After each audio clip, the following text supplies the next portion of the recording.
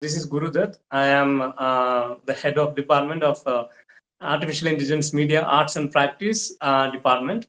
And I am here welcoming you all for this wonderful session with Deepak Nair. And before that, let me just introduce about where and what ASOMSAFT is. So, ASOMSAFT is a short form of Ahalia School of Media Studies and Future Technologies. We are one of the latest addition to the film institutes in Kerala. We are launching under Ahalia Group, and we have many departments here. One of them is AI. Another one is animation. There is visual effects, virtual production is there, extended reality is there. We have courses on animation, acting, screenwriting, etc. So it is a fully functional new film school to be launched. So anyone interested, please check out our social channels. We are on YouTube and Instagram, and we are getting popular as well. So do check out our content. And today in this webinar, I am also inviting, as part of our knowledge partner program, the Department of Journalism and Mass Communication is here, which comes under the Ahalia School of Commerce and Mathematics. And I also would like to thank Dr. S.N. Jagadish, who is the principal of the same, and also all the students who who is joining us for this session from this school. So, without further ado, let me just talk a brief about Mr. Deepak, and he's also a friend. Thank you, Deepak, for accepting this invite. So, he is the animation director and creative animation designer and creative director. He worked in a large number of projects that is very well known to us. So, he's been there in the industry for the last 25 years. And let me just give you a brief about his main work. So he has worked on more than 10 feature films, more than 10 animated feature films, and also many animated series. And when I say feature films, it includes most popular ones that we might have heard, including working with Mr. Rajamouli and his projects from Eega onwards.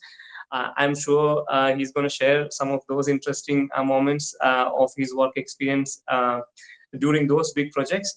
So he's been in the industry for quite some time, and he has gone through many industries, including in the South itself. So this session is not just about his experiences and his journey, but also he's going to share about what are the reality behind behind the scenes in this industry, especially in the field of animation.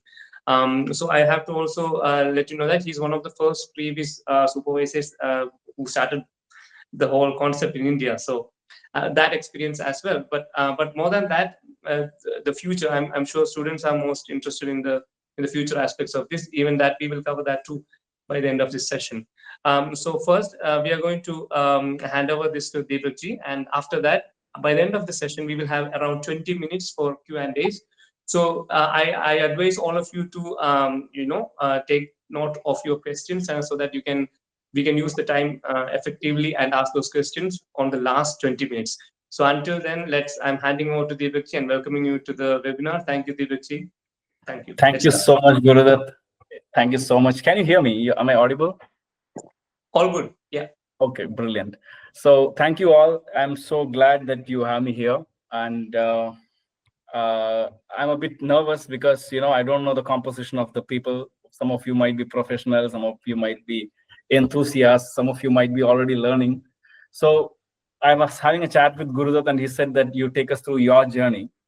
So what I'll do is to create a visual interest, probably I'll just to introduce myself and my body of work with you, I'll just play a short reel of mine. Then we'll take it from there. Yeah.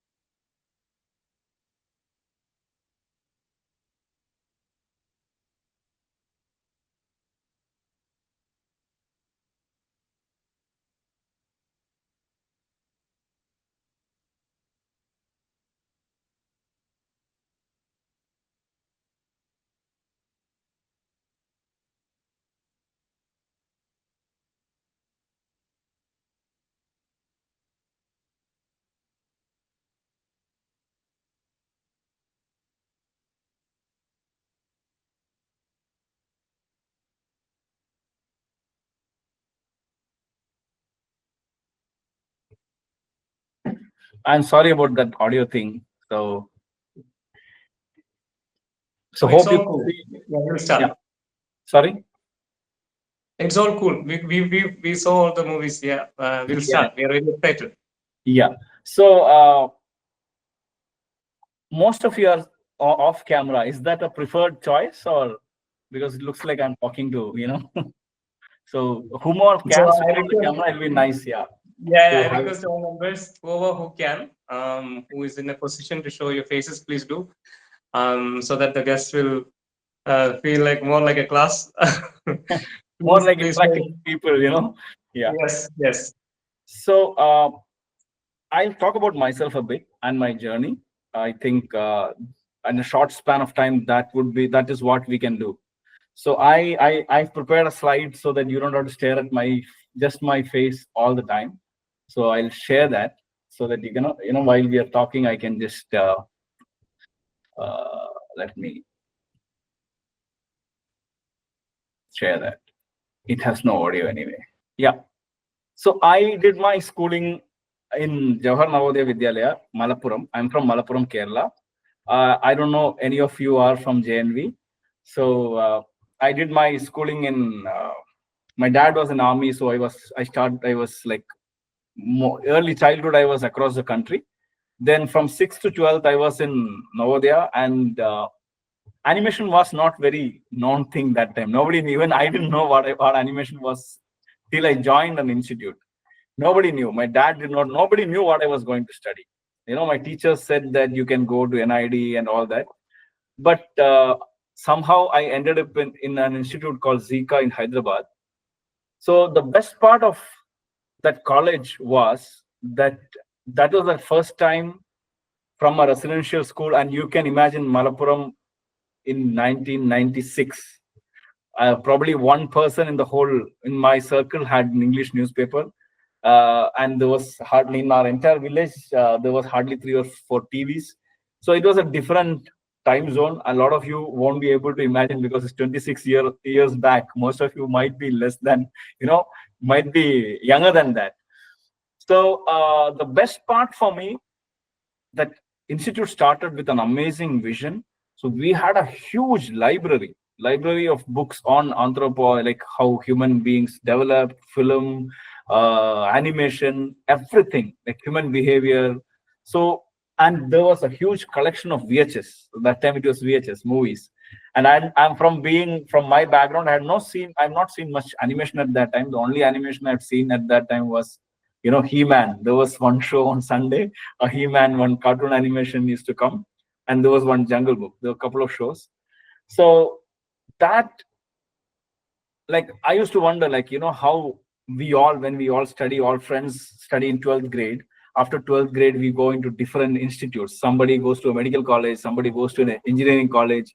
And after 5 years, the entire person comes out as a different person. That guy thinks like a doctor, the other person thinks like an engineer. So for me, this college just transformed me. When I went there, I was the youngest. 18 years, I was the youngest. There were guys who had resigned jobs in engineering companies like Crompton and Greaves and came and joined animation. So 35 to 18 was the range of students.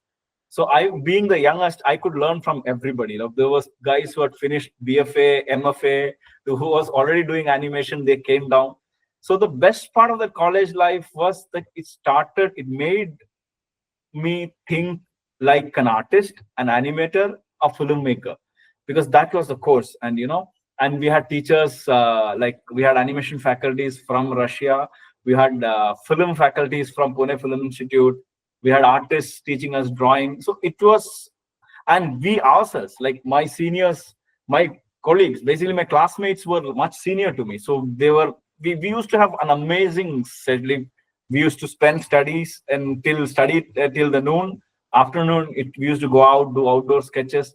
So that 2 years, I studied only 2 years. The 2 years transformed me from a non-artist, non-animator to an animator in the way of approach to animation. So I believe that that's what helped me even till now. So I'll tell you what those things are eventually. Then I started working in 1998. That's me drawing on a light box. we came to Chennai. This was our first gang. Like all of us were really passionate animators from different backgrounds. This gentleman next to me had already finished his MFA, and most of them, like some of them are from NID. So we had a great time. We did hand-drawn animation. This is a session from Chennai Beach. We had a frisbee game and we were hanging out. So in Militoon, that 1998 to 2003, we did 2D animation, hand-drawn animation projects for European shows. So they used to send us courier of layout papers. The scene shot by shot folders used to come in parcel, where they'll have field guide, they'll have layout. Most of these things will be new to you. You might have to do a bit of R&D to figure that out. So they used to come in courier. We used to animate. It used to be shot on camera, frame by frame, and it used to be sent back to them for review. The best part, what we had at this time was all of us were very young, first generation animators. Our senior was, I was 21, my senior was 24. My director was 24 years old. So we had a lot of experimentation. And again, we had a great VHS library. So we had a great time. We used to do figure drawing all this time. Like we finished our schooling, we came for animation. Every day we used to have movie review session or figure drawing session or outdoor sketching, animal drawing, some sort of, we were all passionate animators. Yeah. So that 2 years, that 4 or 5 years made, like, drawing became my second nature. So being a hand-drawn animator, a 2D animator is a blessing, because to me right now, because I can translate my ideas so quickly. So the discussion with the director is, even now, is much faster. So that was my 2D animation experience. Then 2003, I was introduced to 3D. 3D, like, again, it was a tool switch for me. For a lot of people like me, when we joined this company, it's called MUV Technologies. The company doesn't exist now, but the guy who started it was a visionary, but he could not carry it out, because he was a guy who had the first Alias Wavefront authorized training institute in India. Most of you won't know Alias Wavefront. They are the guys who bought in Maya now, which is owned by Autodesk. Alias Wavefront owned it like in 2003. So the MUV had the first authorized training center in India. He was the guy who had the first animation reporter in this, which we don't have anymore. No more animation magazines in India. That time he had an animation magazine and a production house and a branch in US. So it was an amazing place to start off, but somehow we could not kick off. So this was my introduction to 3D.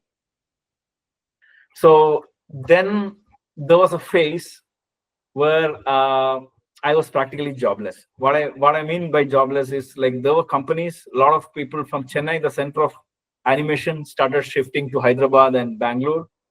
And I was not that excited to shift away. There was even Prana started. Disney came to India at this time. In Mumbai, they started. I had an offer there. But somehow I was so hooked to Chennai, I couldn't leave. That 2 years of joblessness, but that made me what I am today, because I started working directly with clients. I started taking projects, because till then, like 98 to 2004, I was working for a company. So I only knew what to do if the shot comes to my table. I didn't know how a project is pitched, how a project is budgeted, how a project is planned. So this 3 years where I was jobless made me actually what I am. So that time I started approaching individual clients, doing small animated advertisements. Then this, like, if you see this is still a snippet from a short film that I did. This is another short film. This what I did, in the sense we did for a client. So we found out how to pitch it to a client, how they can pitch it to a broadcaster. This is from a TV commercial for Citibank. This, if you see Fidodido, I don't know if any of you recognize Fidodido. It's a 7-Up logo. This was my, I animated it during that period. And this little image here, this is my first VFX project. So this is 2005. Rajamouli did his Chhatrapati, a movie called Chhatrapati. I don't know any of you knows that. Prabhas is one of the early movies. So Rajmouli started experimenting with CG at that time. This, if you see the output now, it's absolute trash. But for that time, it was a big experiment, like shooting underwater sequence with the live character, getting CG. So this was my first CG character for a movie. So this was a phase where, I learned a lot, but financially it was a tough time. But why am I telling you this? I'll come back to that. Then 2007 to 2010, I joined a company called Firefly. My screen is big enough. Can you see the images or? Yes, yes. Yeah, or is my face the biggest? I'll scale it up a bit. That's also there. Can you make it full screen? That then it will be fine. Yeah. I wanted to see the faces of the people also. That's why I'm keeping it like this. Okay, then adjust it accordingly. Yeah. So 2007. I joined a company called Firefly, which was a complete full-on VFX studio. There I got an opportunity to work on Arundhati. Arundhati, you might wonder, I don't know whether you've seen it, but if you've seen it, you might wonder what is animation in it. There are some cloth animation in it, basically simulation, cloth animation. And Magadheera, again, Rajmouli Garu, I had an opportunity to work with director Rajmouli again. So then this one is a Kannada movie. I don't know whether any of you noticed a boar animation in my reel. So this was one of my first creature animations, and I don't know how many of you are into animation and how many of you know the creature animation process. Considering that 2007 doing something at that time was a big breakthrough for us. Then Enthiran is important for me. Again, because that's where Previs started in India. That was the first project Previs was ever done in India. And I was blessed to have a chance to work with them, to directly work with the director. In fact, we trained him because most of the directors in India, they do not reveal the whole thing. They come with the script. They on the spot, they brief the stuff, they do the short breakdown and shoot. So even director Shankar used to do like that. He have a short breakdown and a screenplay on that day. He'll explain the short breakdown and shoot. So we had to undo all that. We had to literally change his way of working, encourage him to do a short breakdown much prior to what he likes. And we got a storyboard done and did the previous for it. So this, then I started my own studio, which again taught me a lot of things. And biggest thing I learned was I was not ready to start a studio on my own. So we are at that age, we are passionate. We think that we have the skill to deliver projects, so we are ready to run a studio. I jumped in. I did this and Enthiran, that baby delivery sequence in my studio. Then Maatran, a lot of previous designing work. Then Eega was my, it was in a lot of ways one of the projects which is closest to me, because as every animator, I don't know, you will go through it. As an artist, you will have self-doubts. You start with cartoon animation, then you figure out that cartoon animation goes off. Then you do 3D animation. Then sometimes you figure out that 3D animation doesn't interest you anymore. Then you see that this is the time when Animation Mentor came up. I don't know how many of you know Animation Mentor, the online animation training college. They came up. Then I started having self-doubts whether, will I be able to animate for a feature film? And that's when this project came to me. And I'll show you the case study of what I did. I have a small case study for it. I'll show you the process that we went through. This was a big boost for me in terms of confidence, in terms of, I basically approached it in a way that I would love to approach any project. And later on, I figured out that any of the Hollywood feature films, they approach the same way. I'll run you through that process in a bit of time. Yeah. Then again, 2013, my company did not work out, so I had to move out. I got an offer to direct shows from Toons Animation for cartoon channels like Cartoon Network, Nickelodeon India, and Disney India. Then similarly with Symbiosis Technology. So almost for 5 years, I was creative director in those shows. So there I learned how a cartoon show is developed globally, because Toons has a very good global outreach in terms of clientele. So I learned how cartoon contents are made and how they are pitched to channels, how channels take it, how they bid it, how you design a content for your country. Only if it's you make it for your country, then you can sell it in other. A lot of things I could learn when I was working here. So, but the thing is, when you grow, when you do movies, then it's tough to go back to cartoon series. So then again, I had an opportunity to switch again. I got to Enthiran 2.0 came my way, then RRR came my way. Adipurush, I'll talk about it because yeah, that's an experience. I want to share it as an experience. Then Jigarthanda was again another step forward. So yeah, this is my journey. So this is the brief run through of my journey.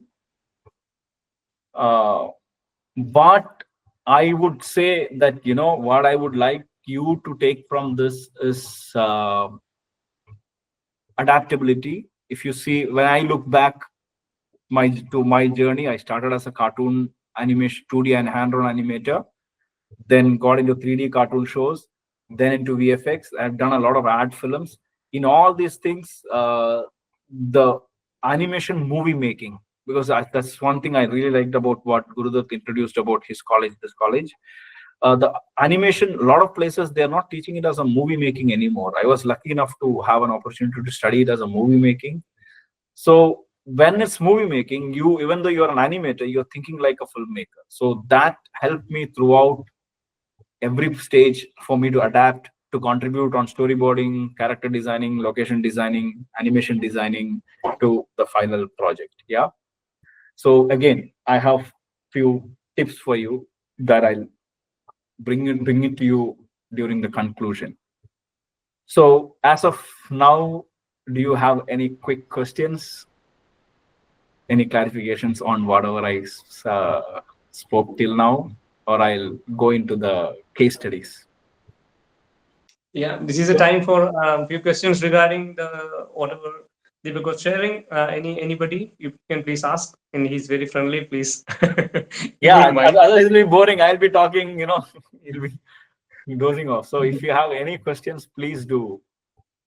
Yes, and also he's fine with speaking in Malayalam, so Yeah. language is not a problem. In fact, Gurudat, I want to tell you, because you mentioned English, I'm telling you, my biggest dream is to have animation and filmmaking content made in local languages. One of the biggest problem I'm facing now is, sorry guys, I just drifted off, but I think it's an information that will help.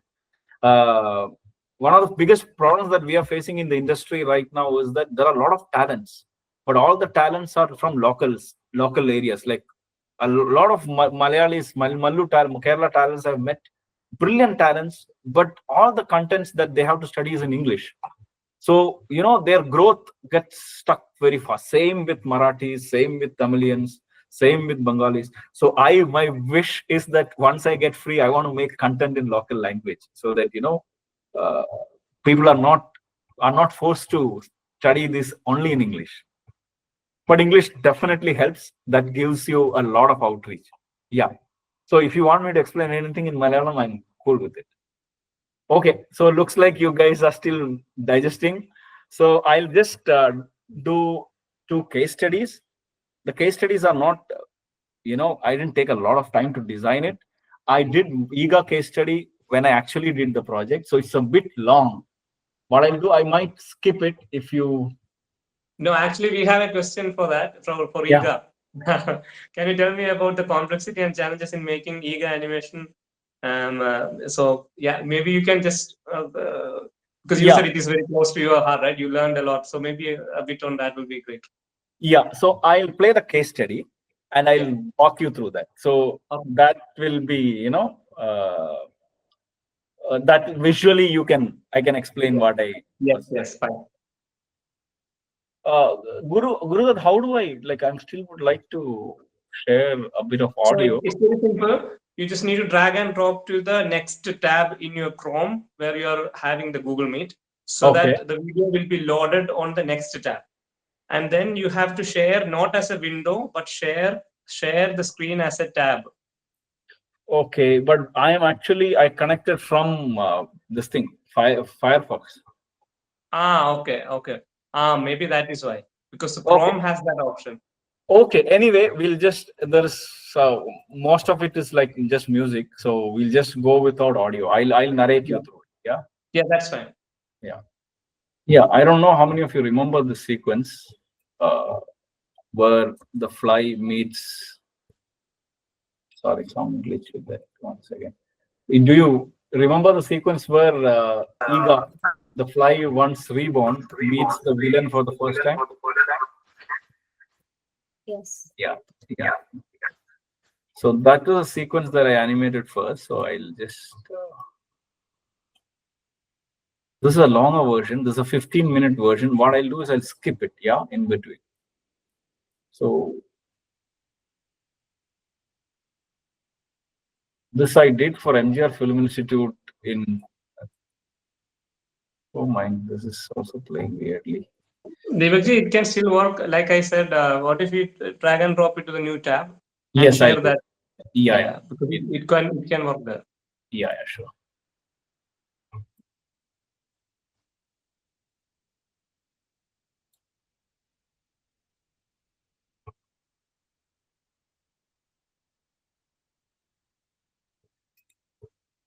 Yeah, thanks, Guru. That is working. So this is the sequence. So this is the final out. So this is the final out. So if you see like this, the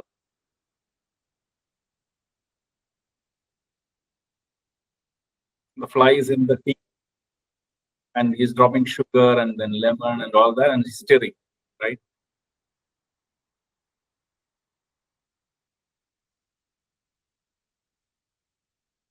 He's struggling.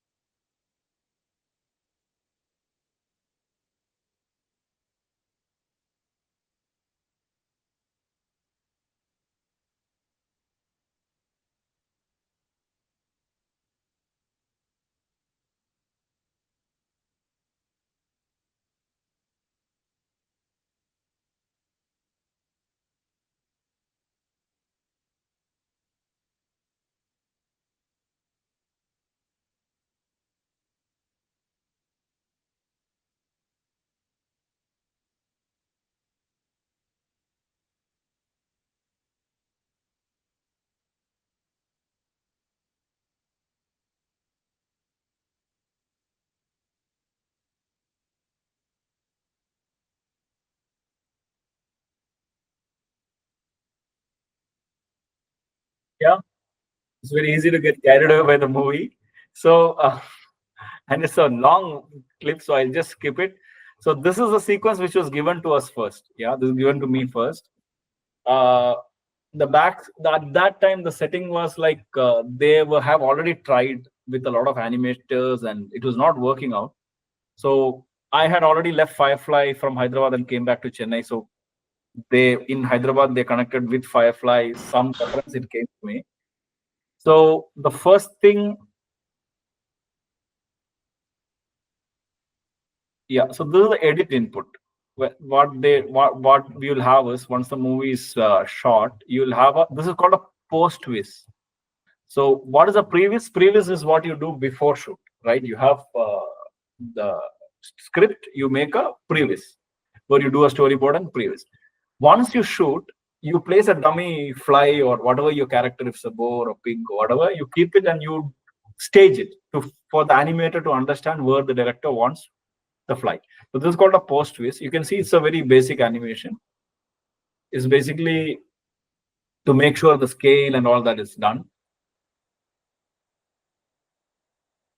So this is the edit that comes to the animator, like any animation studio.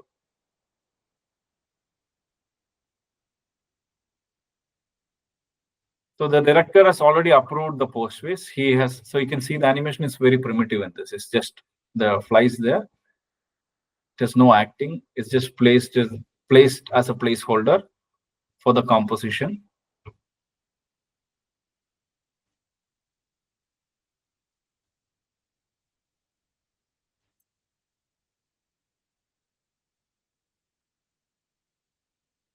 So this, then what we do, we get a brief from director.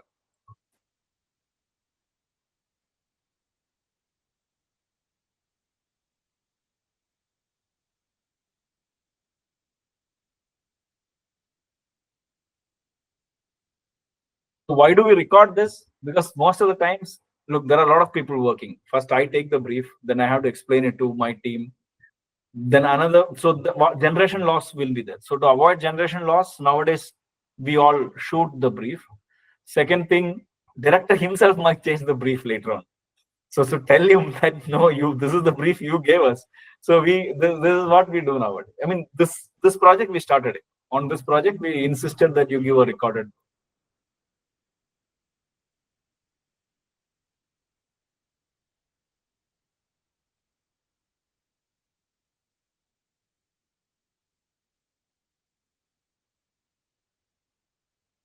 So after that, we go back to our drawing board. I took a month to prepare. I told them that I won't be sending you anything for 2 months.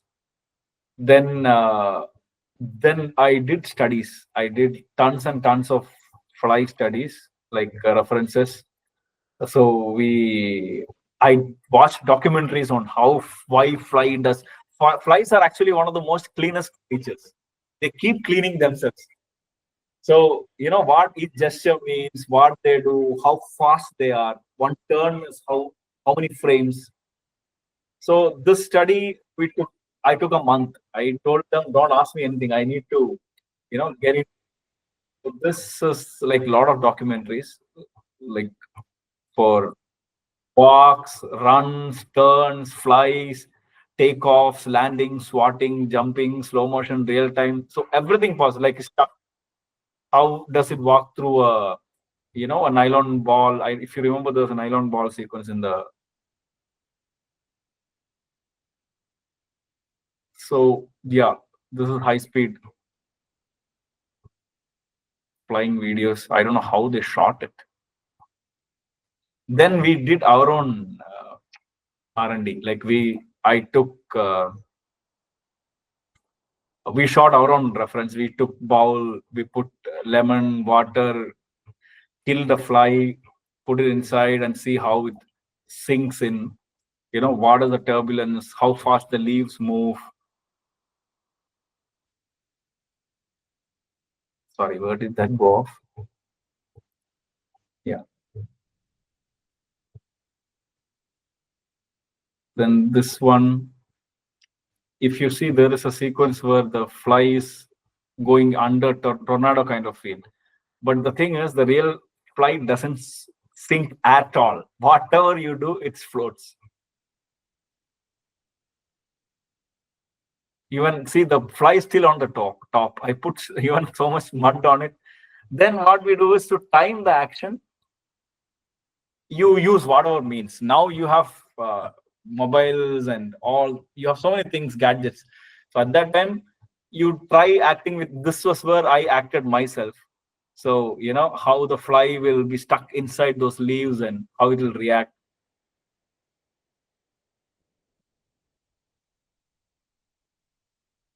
So for this scene, I did my own acting. When you edit it, you try to match it with that footage. This is swimming action of the fly. How it is. This is like, so this was another dance sequence, like how this is Vidya. She's my wife. She herself is an animator. So yeah, then you take it to 3D. And this, I'm sure this, you guys, I did this for a fresher presentation. This you might be familiar with.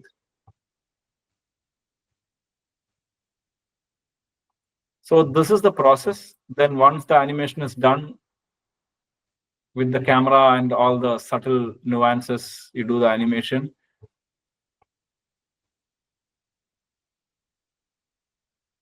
sometimes, I use 2D. Again, as I told you, 2D is it helps me plan my animation much faster.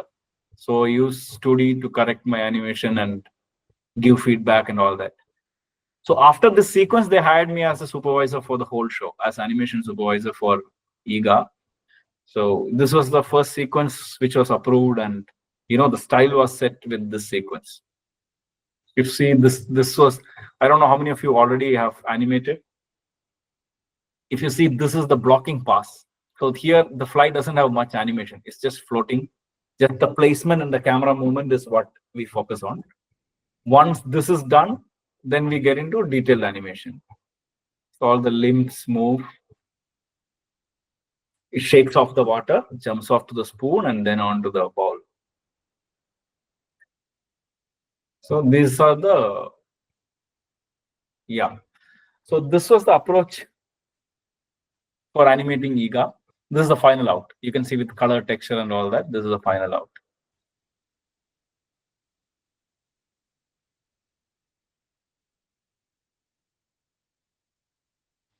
Yeah, this 2D, the thing is, again, it's very, very, very, director Rajamouli is an extremely animation-friendly director.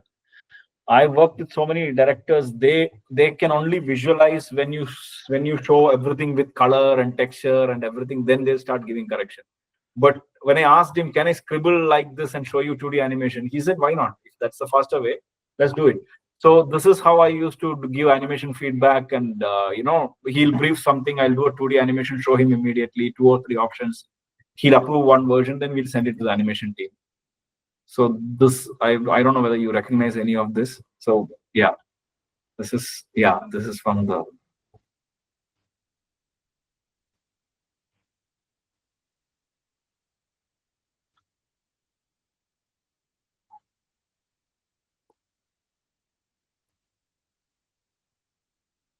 I think we are tight on the time, so I'll just quickly close this. Deepakji, can you also, because this is 2012, right?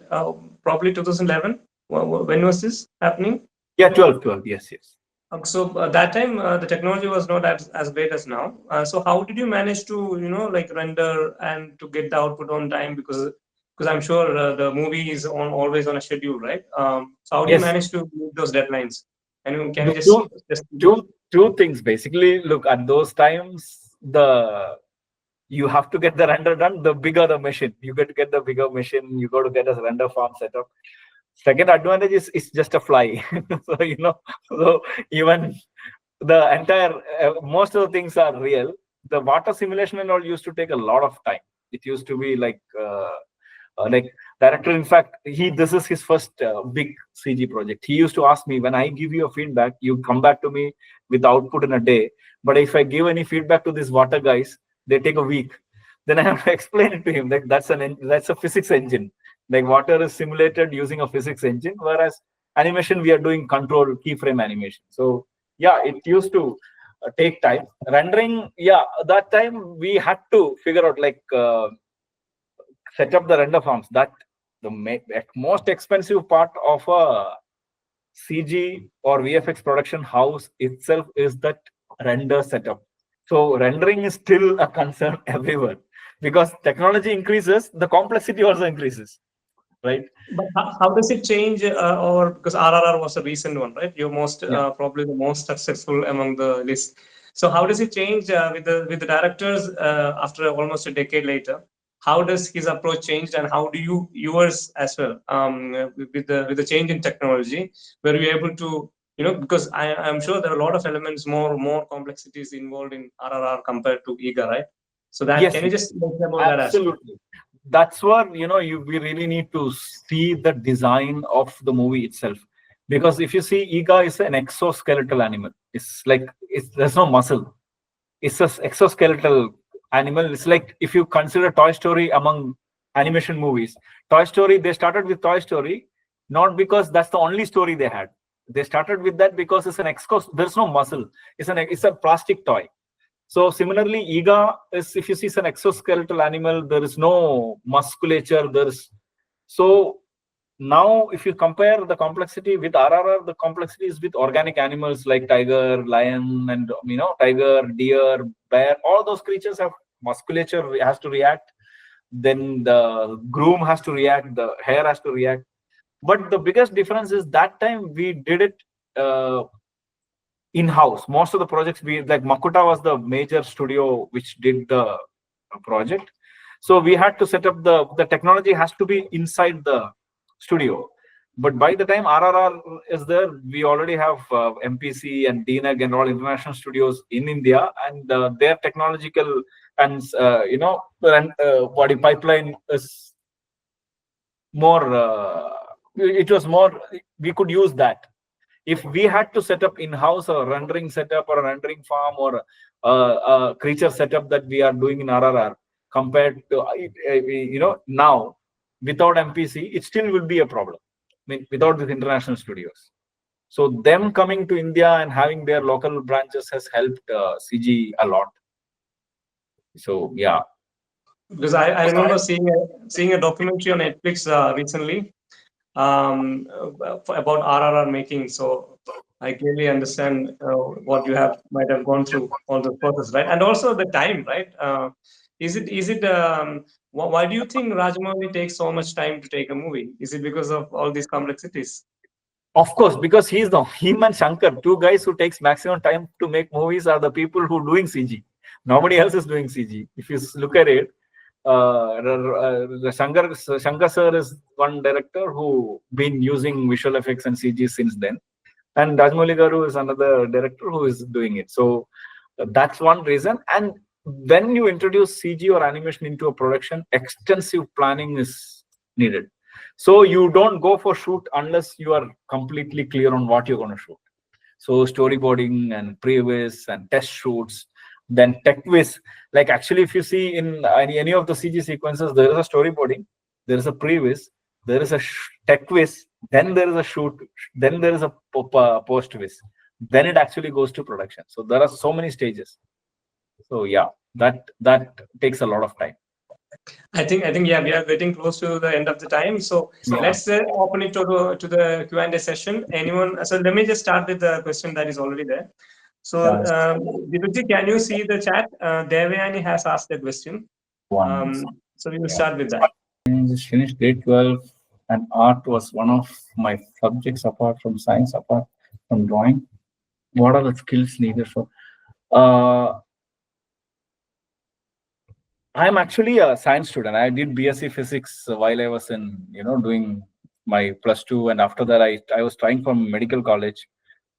Then I dropped that and came for animation. So one story I would like to tell you. This is to all of you. Recently, couple of years back, a classmate of mine, I don't remember him, from a village called me, saying that his son wants to do animation. So I was pumped up. Oh my God, somebody from a village wants to study animation after so many years. He must be really passionate. Let me talk to him. I told him, connect me to your son. So he took the phone. I asked him, why do you want to do animation? So he said, I heard that you don't have to study anything. You just have to do a 6-month multimedia course, and then you get a lot of salary paid. So, which is a very wrong notion. Okay. So since Devayani asked this question, I would like to tell you 2 aspects of it.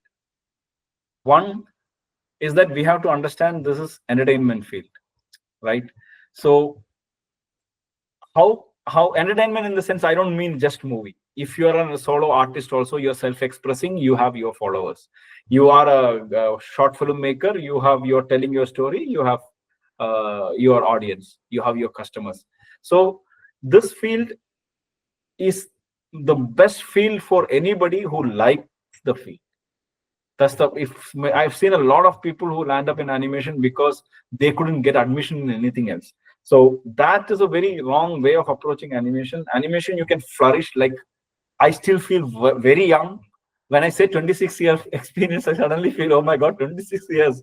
I feel so young and fresh because I love the field. I have something to learn every day. I have something fresh to do every day, and I'm doing what I like.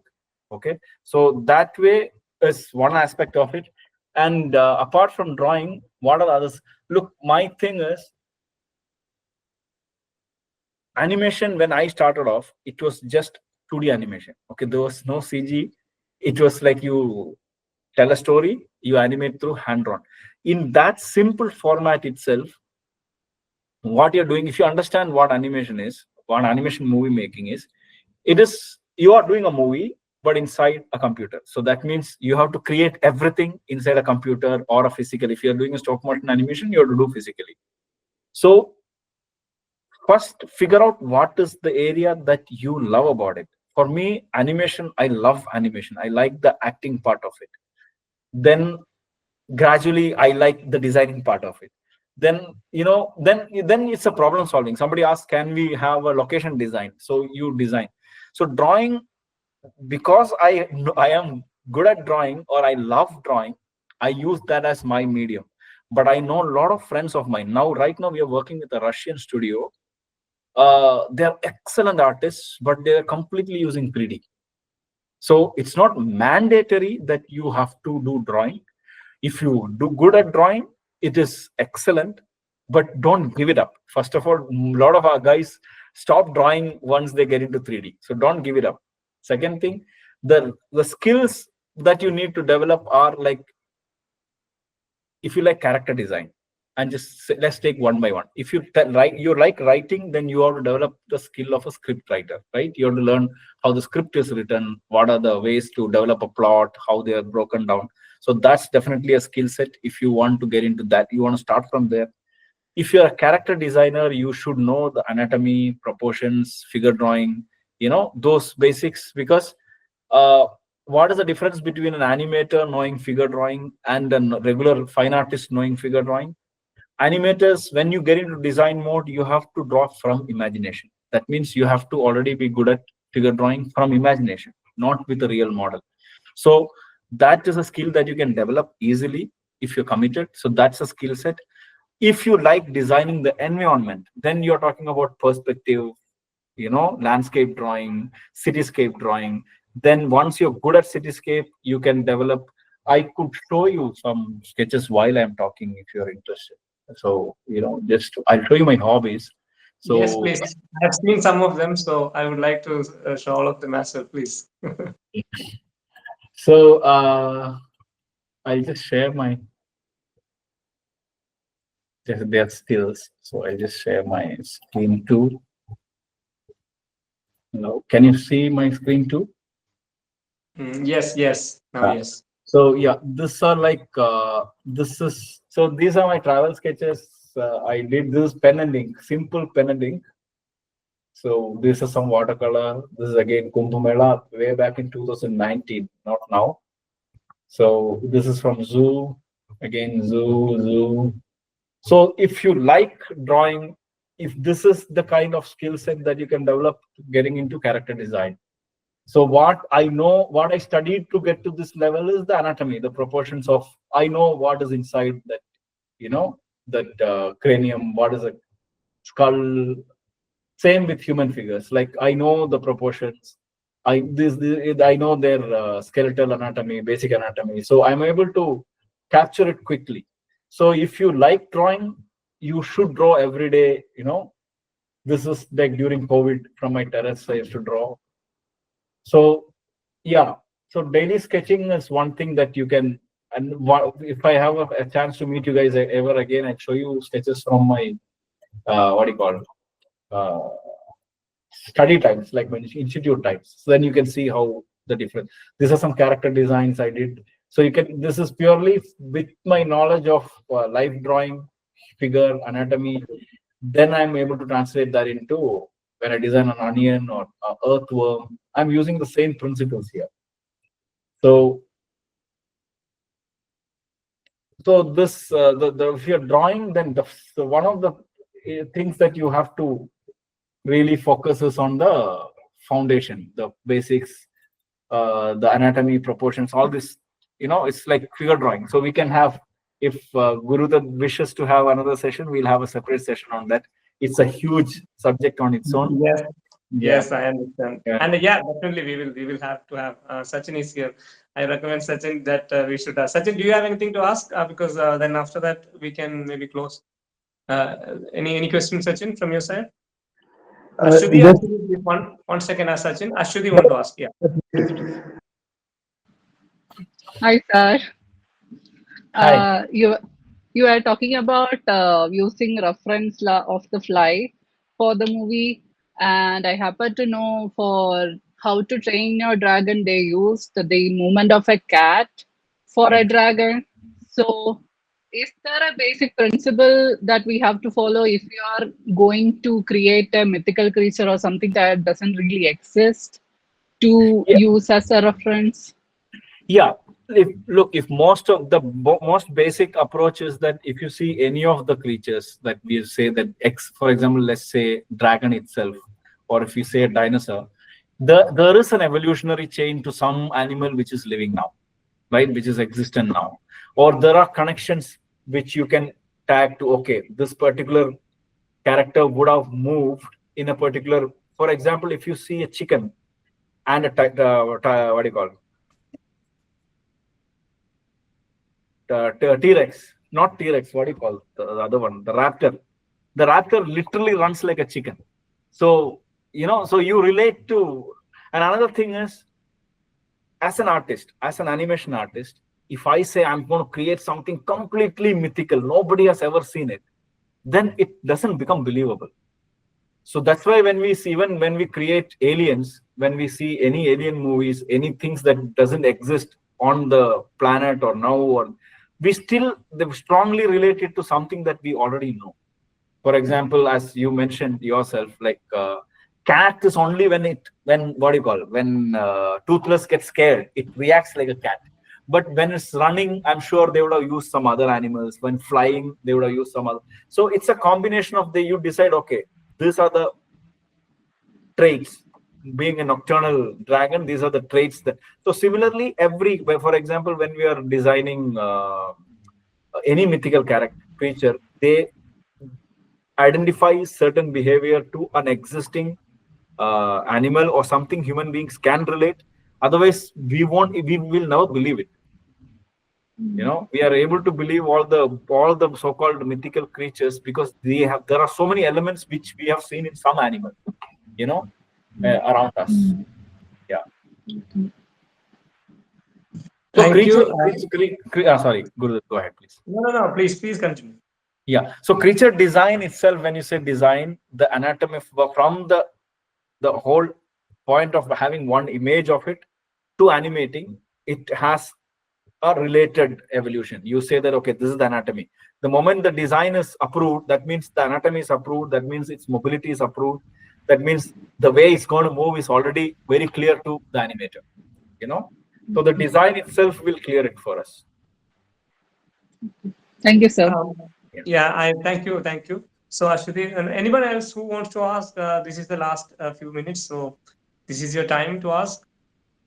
Or else Sachin, maybe you can ask now. Sir, I want to quickly ask you, in your introductory part, you mentioned that you saw that out here we have a course in animation filmmaking, and which you thought was a good sign. I mean, and I've also come across this debate about how to place a program, how to title a program, and can you wade into the debate and share what you? Yeah. I'll tell that I'll explain from the things that I have seen. For example, I've stopped going to some colleges to give seminar because I principally don't agree with their way of teaching.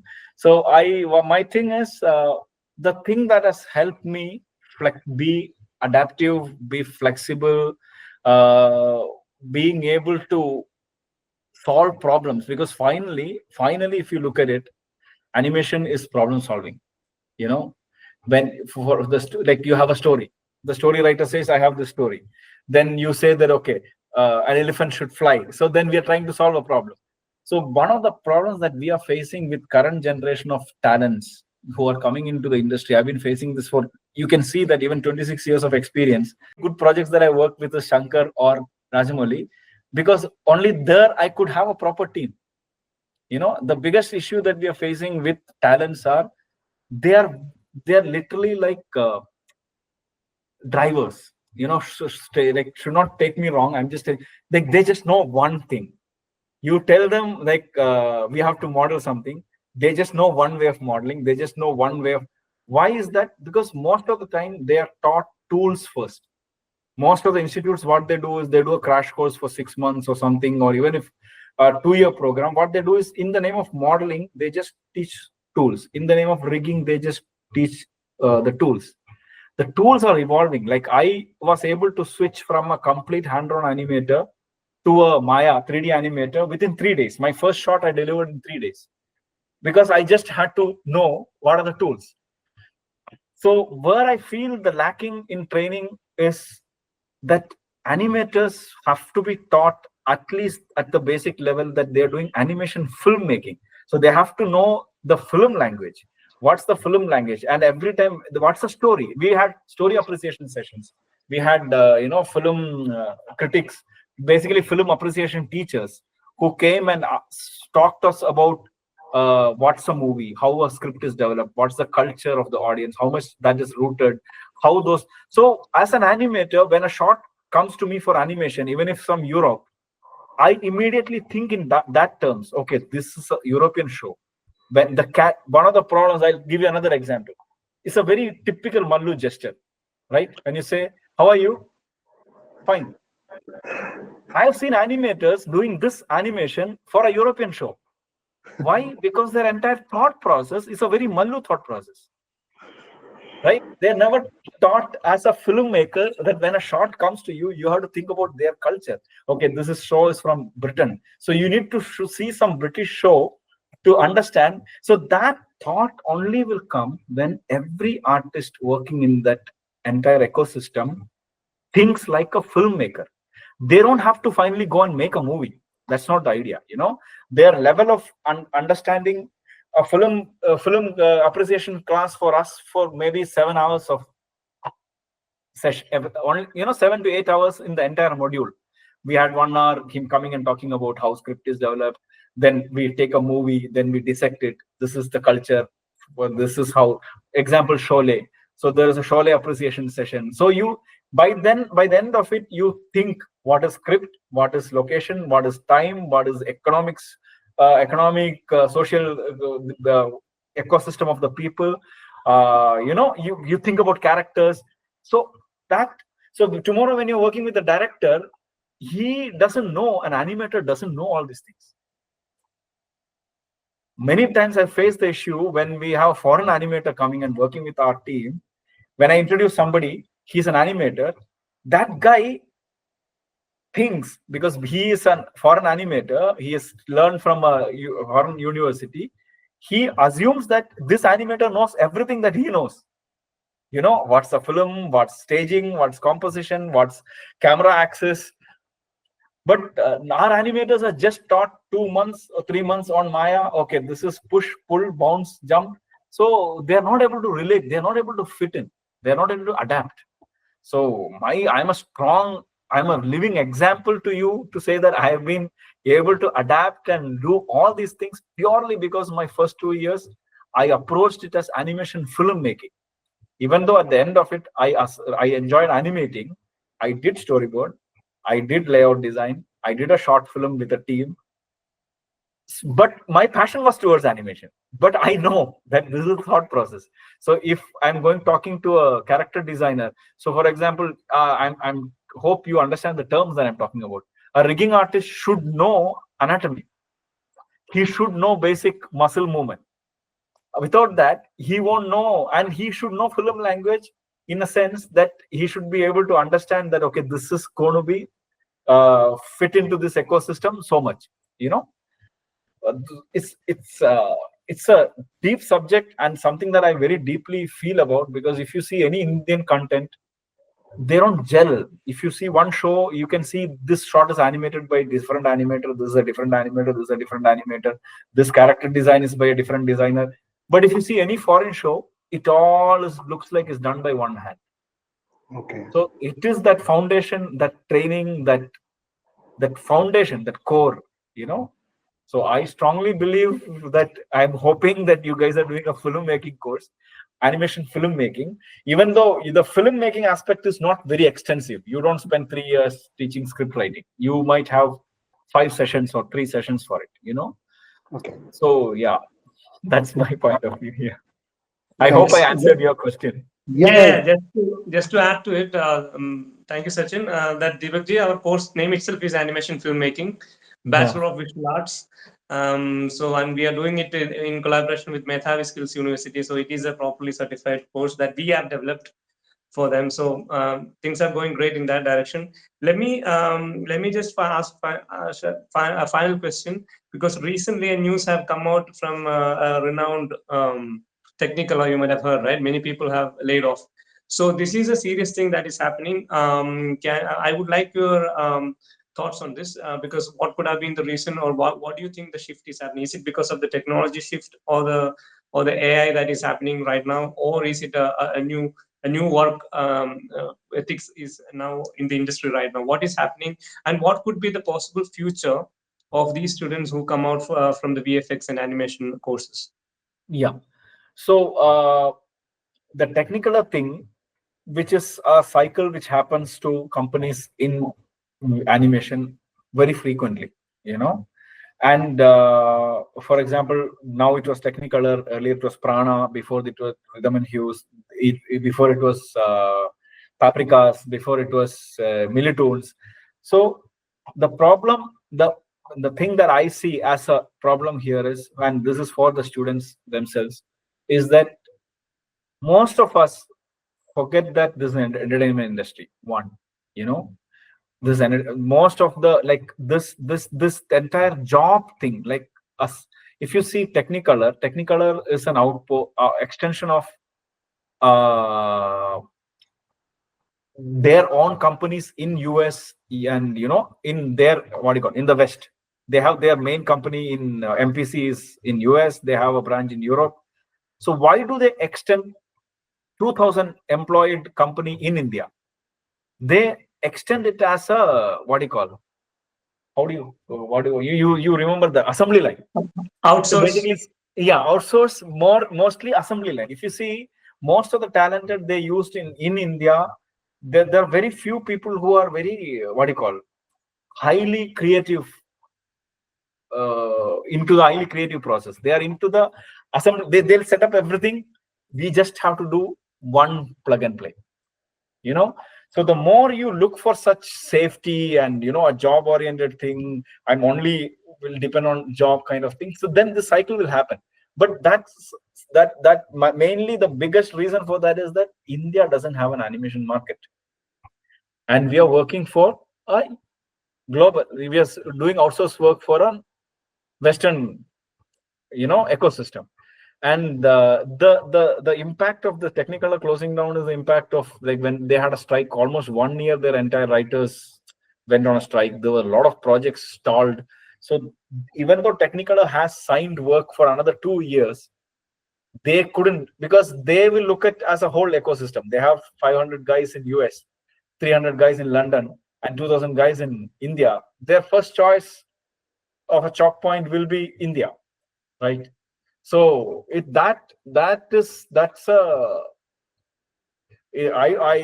particular incident is not because of AI or anything, because AI is just started. AI has not reached to a level where it can consistently give you that kind of project. AI might reach, that's a different thing, but right now it's not. So this is an impact of the long time strike, one thing. And another thing is that a lot of Indian companies are buying companies there for some business reasons, which are not actually, actually something which is not to develop an animation company, but to sell and buy things. That's a different thing. So, but the Technicolor thing keeps happening. Only once you are observant, when you are once you're adaptive, as we just discussed, if you have the skill sets to adapt and be flexible, then we can have a session on this itself. I'll visit your campus sometimes. We can discuss this. For sure, we're going to invite you for sure. One last Yeah. question, I think Ashwari, do you have a question? Then we will wind. Yes, when you mentioned about rhythm and hues, I'm actually doing masters and I do have a research going on. And our research was about underbidding culture that is happening due to Marvel and other 6 major studios. So, as an animator who have a lot of experience, what is your take on it, sir? Underbidding, you mean underbidding, right? Yeah. Yeah. Look, rhythm and hues has nothing to do with underbidding, but underbidding is biggest problem in India. Okay. Rest of the, like, we are, why? Because So about digital domain also have gone bankrupt because of a certain situation. So we are not able to like find a lot of sources to confirm a lot of things because I think when I reach out to a lot of people, they are kind of scared to tell a lot of things about what's happening inside. digital domain, I do not know the inside story, but I can find out. If personally you can let Gurudat know, we can connect if you want to find out if for your research. But That would be great, sir. Yeah, rhythm and hues went bankrupt basically. Look, earlier when animation industry started, everybody developed their own tools. You know, ILM had their own in-house tools, Pixar has their tools, Veta has their tools. So what used to happen is, if there is a major project, a director has a big project, they were dependent on one company, and the time used to take, like, time was really huge. Then as an industry, they all came together and decided to flatten the graph. Like they said that let's work with common what do you call softwares. So that's when a lot of cross software formats came. But rhythm and hues just didn't give up their proprietary software. They were investing, they were researching. Whenever there was a new requirement from the director, they invested more and more on their research team, whereas there was easier solutions outside. So they went bankrupt because of not able to adapt and what do you call it? They didn't become flexible. But underbidding is a big issue. Then adaptability is another issue. Now Blender, a lot of softwares are coming which are like very economical, and studio culture is a big issue. Like in Russian studios, there are a lot of studios which completely work with generalists. Generalist means they start from one. There is no single specialist. They are generalists. They do everything. Okay. So they are more adaptable. They are more faster. But because these big studios, they have invested so much already in their pipeline, they are not willing to change. So there are a lot of things that which go behind shutting down a company. So underbidding definitely is an issue, and it's a big issue in India because a lot of guys underbid and take, and they're never able to deliver the project. So yeah, it's a big subject. One more question from Subhashini. Sir, how you see Japanese or Chinese VFX or animation being stand out from Europe and US? Because I recently heard that there is this Chinese animated movie which is crossing all the records. So what is your take on that? Look, it's somehow so happened that our live action movies are beyond animation. If you can, if I may say that, what Rajinikanth does, even our animation characters don't do. So so we as adults in India, we don't appreciate animation. That's not a negative thing. I'm not saying it is a negative thing. It's a cultural thing. If you see, we from childhood we have grown up with all the mythologies which are beyond a lot of things. If you what India has, which we are not utilizing, because of a lot of things, which Chinese and Japanese are utilizing, is their indigenous culture. Europe, if you look at the whole animation scenario, gaming is a big animation area, which I'm sure some of you might be looking at that also. But as a movie and series content, if you look at the whole globe, there is US, then there is Europeans who are deliberately trying to be different than US, Then there is Japanese who are completely absorbing and selling their content, is their culture. You know samurai, you know all these things, but how many of the world knows about the coloring aspect of it? I'm just giving you one example. And somehow we, as an ecosystem, our writers, our comic book artists and movie makers, we never could come together. And the businessmen, we have to think of all this for why we did not grow as a animation hub. India was everybody expecting India to come up as one of the biggest animation hubs. That's why DreamWorks came here, Disney came here. We could not do it because we don't have a studio culture. We don't have we still, movies are produced by individual producers. So you go to China or Japan or Europe or America, they have studio culture. So their financial pool is bigger, their risk factor is lesser, and they have dedicated budgets and slots for every genre. In India, we all live and die for our children, but we don't make movies for our children. How many children's movies are coming there? One Amir Khan is making movies, and enjoyable children's movies. Nobody is making children's movies. We'll say we live, die for our children, but we don't take them to children's movies at all. So it's a lot of things. It's not one thing. So Japanese and Chinese, they're selling their culture. They have their studio. They have a studio system. I will discuss about that also on another session, because it's also a big thing. Yes, so sales and marketing. So one more question, Deepakji, is that can you recommend 5 of the most inspirational animation films that a film lover or an animation student should watch? So what are your recommendations? I would love to give you 5, but I don't have 5. I at least have 100. But what I can give you is, I can give you my favorite directors. Hayao Miyazaki is one of my favorite director. And definitely I would watch Tim Burton. It's a different genre again. I would definitely watch John Lasseter. John Lasseter specifically because Pixar movies are very different when it's not John Lasseter. So these 3 directors for sure. Then there is Del Toro, I forgot his full name. You can watch his movies. So these are the 4 directors I would definitely suggest. And don't be biased with any animation movie. Watch them all. Watch Russian movies. Then